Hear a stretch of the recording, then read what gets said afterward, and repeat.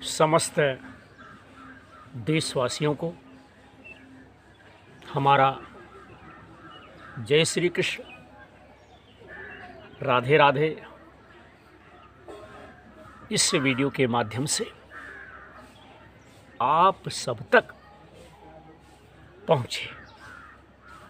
आज के इस श्रीमद् भागवत महापुराण के माध्यम से अष्टादशो अध्याय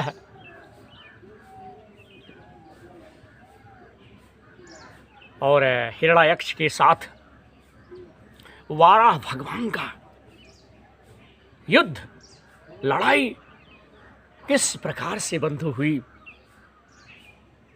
इस पर हम प्रकाश डालने का प्रयास कर रहा हूँ। कदाचित कहीं कोई त्रुटि, कहीं कोई कमी, कहीं कोई दोष अगर आप सबकी नज़र में मिले तो हम उसके लिए क्षमा चाहते हैं। साथ ही साथ जितने देशवासी, जितने प्रदेशवासी, राज्यवासी, स्टेटवासी हमारे इस कार्यक्रम को देखते हैं, हमें फॉलो करते हैं, हमारा हौसला बढ़ाते हैं, हम सबका हृदय से आभार व्यक्त करता हूँ, धन्यवाद देता हूँ और उन तमाम लोगों से यह प्रार्थना करता हूँ कि इसी प्रकार से दया की दृष्टि, दया की नज़र, अपनी कृपा हम पर बनाए रखिएगा। आपकी कृपा, आपकी दया से हमारा मार्ग जो है मजबूत होगा। हम आपके परिवार के हैं, इस बात का आप विशेष तौर पे ध्यान रखिएगा। हम गैर नहीं हैं, हम पराये नहीं हैं, हम आपके परिवार का एक अभिन्न अंग हूँ जो धर्म के क्षेत्र में अपने परिवार के सभी सदस्यों को लेकर के चलने के लिए प्रयास कर रहा हूँ और इस कार्यक्रम के लिए आप सबों से आग्रह करता हूँ, इसलिए कि आपका आशीर्वाद, आपका प्यार हमें ही नहीं अपितु सबको प्राप्त हो, सबको मिले। मैं यही निवेदन करना चाहता हूँ। श्री मैत्रेय जी ने कहा कि हे तात, वरुण जी की यह बात सुनकर वह मंदोमंत दैत्य बड़ा प्रसन्न हुआ, बड़ा खुश हो गया। उसने उनके इस कथन पर कि तू उनके हाथों से मारा जाएगा, तुम्हारा उन्हीं के हाथों से जो है वध होगा, कुछ भी उसने ध्यान नहीं दिया और चट तुरंत क्या किया, नारद जी से श्री हरि का पता लगाकर रसातल में बंधु वह पहुंच गया। हरिओम नारायण, जय श्री कृष्ण। वहां उसने विश्व विजयी वाराह भगवान को अपनी दाढ़ों की नोक पर पृथ्वी को ऊपर की ओर ले जाते हुए देखा। वे अपनी लाल लाल चमकीले नेत्रों से उसके तेज को हर लेते थे। साथियों, उन्हें देखकर वह खिलखिला करके बड़ी जोर से उनका परिहास करके हंस पड़ा और बोला कि अरे, यह जंगली पशु यहां जल में कहां से आया। फिर वाराह जी से कहा कि अरे नासमझ, हे नासमझ, इधर आ, इस पृथ्वी को छोड़ दे, जो इस पृथ्वी को तूने पकड़ लिया है इसे छोड़ दे। इसे विश्व विधाता ब्रह्मा जी ने हम रसातल वासियों के हवाले कर दिया है। जय जय श्री कृष्ण। रे शूकर रूपधारी हे सुराधम, मेरे देखते देखते तू इसे लेकर कुशलता पूर्वक नहीं जा सकता। तू माया से लुक छुप कर ही दैत्यों को जीत लेता है और मार डालता है। क्या इसी से हमारे शत्रुओं ने हमारा नाश करने के लिए तुझे पाला है? अरे मूढ़, तेरा बल तो योग माया ही है और कोई पुरुषार्थ तुझ में थोड़े ही है। तेरे पास कोई ताकत नहीं है। आज तुझे समाप्त करके, खत्म करके मैं अपने बंधुओं का, भाई बंधुओं का शोक जो है दूर करूंगा, खत्म कर दूंगा आज तुझे मार करके। जब मेरे हाथ से छूटी हुई गदा के प्रहार से सिर फट जाने के कारण तू मर जाएगा, तब तेरी आराधना करने वाले जो देवता और ऋषि हैं वह सब भी जड़ कटे हुए वृक्षों की भांति स्वयं ही नष्ट हो जाएंगे। जय श्री कृष्ण। हिरण्याक्ष भगवान को साथियों दुर्वचन बाणों से छेदे जा रहा था, परंतु उन्होंने दांतों को नोक पर स्थित पृथ्वी को, अपने दांतों की नोक पर स्थित पृथ्वी को भयभीत देखकर वह चोट सह ली तथा जल से उसी प्रकार बाहर निकल आए जैसी ग्राह की चोट खाकर हथनी सहित गजराज। जब उसकी चुनौती का कोई उत्तर न देकर वह जल से बाहर आने लगे, तब ग्राह जैसे गज का पीछा करता है, उसी प्रकार पीले केश और तीखी दाढ़ों वाले उस दैत्य ने उनका क्या किया साथियों? पीछा किया। भगवान का उस दैत्य ने जो है बंधु क्या किया? पीछा किया। हरिओम नारायण। इसके बाद जब पीछा किया तथा वज्र के समान कड़क कर वह कहने लगा, तुझे भागने में लज्जा नहीं आती? सच है, असद पुरुषों के लिए कौन सा काम ना करने योग्य है। भगवान ने पृथ्वी को ले जाकर जल के ऊपर व्यवहार योग्य स्थान में स्थिर कर दिया और उसमें अपनी आधार शक्ति का संचार किया। उस समय हिरण्याक्ष के सामने ही ब्रह्मा जी ने उनकी स्तुति की और देवताओं ने फूल बरसाए। तब श्री हरि ने बड़ी भारी गदा लिया और गदा लिए अपने पीछे आ रहे हिरण्याक्ष से जो सोने के आभूषण और अद्भुत कवच धारण किया था तथा अपने कुटुंबियों के साथ ही साथ अपने कट वचनों से उन्हें निरंतर मारमहत कर रहा था। अत्यंत क्रोधपूर्वक हंसते हुए कहा, भगवान ने कहा कि अरे सचमुच ही हम जंगली जीव हैं जो तुझ जैसे ग्राम सिंहों कुत्तों को ढूंढते खोजते फिरते हैं। हे दुष्टवीर, हे दुष्ट पुरुष, तुझ जैसे मृत्यु पास में बंधे हुए अभागे जीवों की आत्म सलाघा पर ध्यान नहीं देते। हाँ, हम रसातल वासियों की धरोहर चुकाकर और लज्जा छोड़कर तेरी गदा के भय से यहाँ भाग आए हैं, यहाँ चले आए हैं। हम में ऐसी समर्थ ही कहाँ है कि तेरे जैसे अद्वितीय वीर के सामने युद्ध में ठहर सके, रुक सके। फिर भी हम जैसे तैसे तेरे सामने खड़े हैं। तुझ जैसे बलवानों से बैर बांध कर हम जा भी कहाँ सकते हैं। जय श्री कृष्ण। कहाँ जा सकते हैं?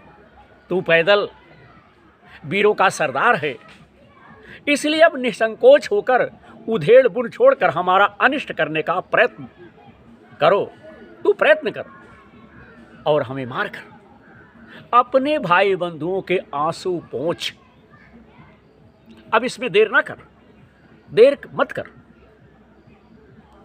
जो अपनी प्रतिज्ञा का पालन नहीं करता वह असभ्य है। जो अपनी प्रतिज्ञा का पालन नहीं करता वह क्या असभ्य है? भले आदमियों में बैठने लायक नहीं रहता। जो कहो उसे करो। हरिओम। जय श्री कृष्ण।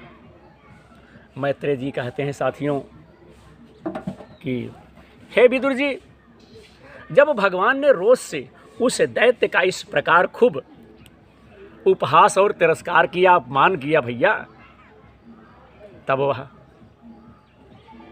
पकड़ कर खिलाए जाते हुए सर्प के समान क्रोध से क्या हुआ बंधु, तिलमिला उठा। उसे क्रोध आ गई।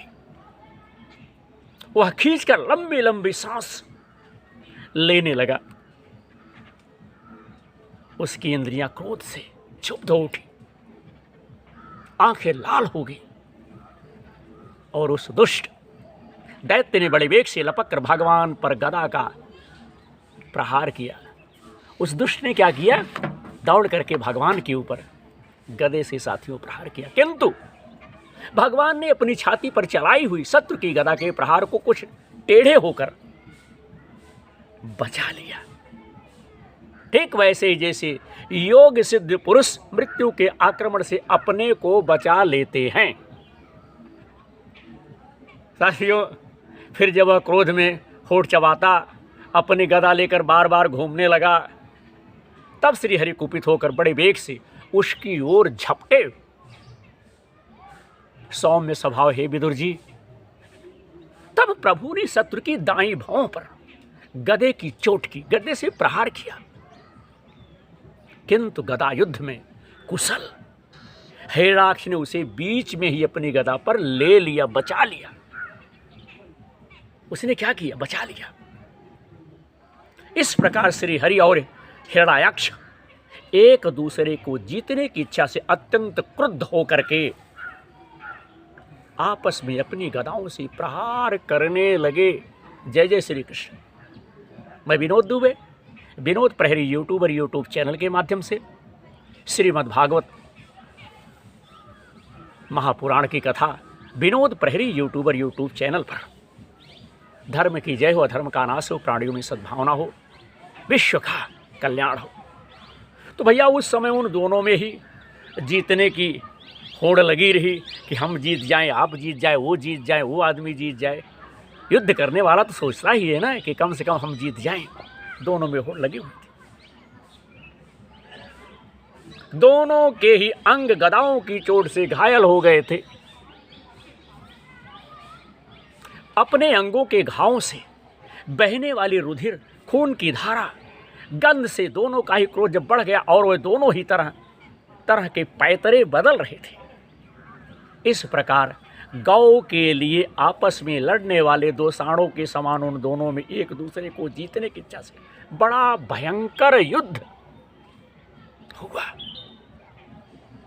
हे विदुर जी, जब इस प्रकार हिरण्याक्ष और माया से वाराह रूप धारण करने वाले भगवान यज्ञ मूर्ति पृथ्वी के लिए देश बांध कर युद्ध करने लगे, तब उसे देखने के लिए वहां ऋषियों के सहित ब्रह्मा जी भी आए।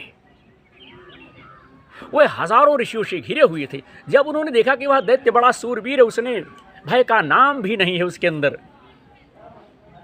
वह मुकाबला करने में भी समर्थ है और उसके पराक्रम को चूर्ण करना बड़ा ही कठिन है, तब वे भगवान आदि शूकर रूप नारायण से इस प्रकार कहने लगे, बतलाने लगे। श्री ब्रह्मा जी ने कहा हरिओम नारायण कि हे देव, ब्रह्मा जी ने कहा कि हे देव, मुझसे भर पाकर यह दुष्ट दैत्य बड़ा प्रबल हो गया है, बड़ा ताकतवर हो गया है। इस समय यह आपके चरणों की शरण में रहने वाले देवताओं, ब्राह्मणों, गौओं तथा अन्य निरापराधियों को बहुत ही हानि पहुंचाने वाला, दुखदायी और भयप्रद हो रहा है। इसकी जोड़ का और कोई योद्धा नहीं है, इसलिए यह महाकटक अपना मुकाबला करने वाले वीरों की खोज में समस्त लोकों में घूमा करता है, टहला करता है। कह रहे हैं कि इसके मुकाबले का कोई है नहीं, इसीलिए टहल रहा है और अपने हिसाब से लोगों को खोज रहा है।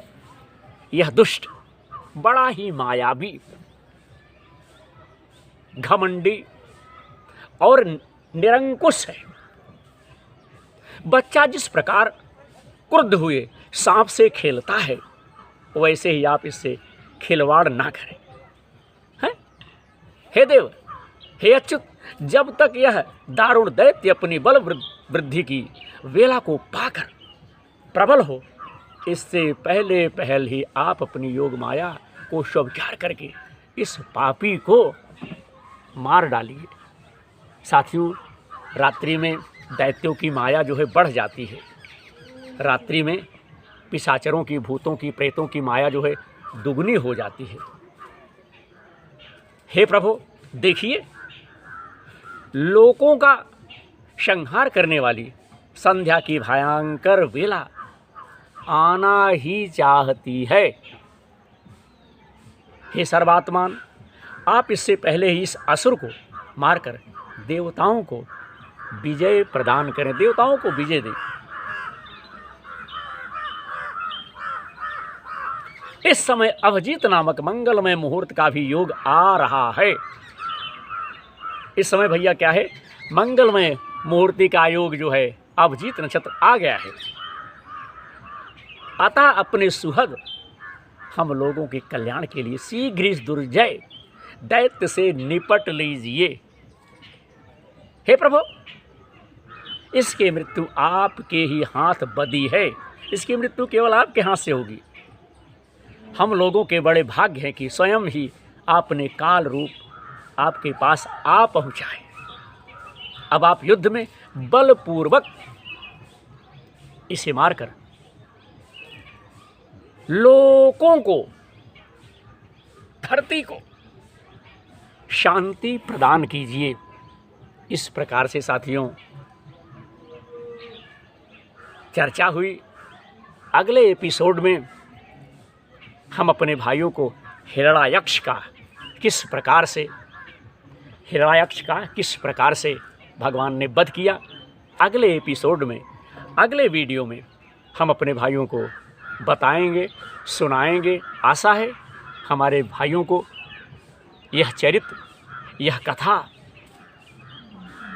जो जग के कल्याण के लिए, सबकी भलाई के लिए, समस्त रोगों का विनाश करने के लिए मैं विनोद दुबे, विनोद प्रहरी यूट्यूब चैनल के माध्यम से प्रसारित कर रहा हूँ। आप लोगों के आशीर्वाद की कामना करता हूँ कि आपका आशीर्वाद हमें प्राप्त हो और हम धर्म के क्षेत्र में, मानवता के काम में निरंतर आगे बढ़ते रहें। तो आज का यह वीडियो हम यहीं पर संपन्न करते हैं। समस्त भाइयों का बहुत बहुत आभार, बहुत बहुत धन्यवाद। धर्म की जय हो, अधर्म का नाश हो, प्राणियों में सद्भावना हो, विश्व का कल्याण हो। हर हर महादेव। जय हो गुरुदेव महाराज की।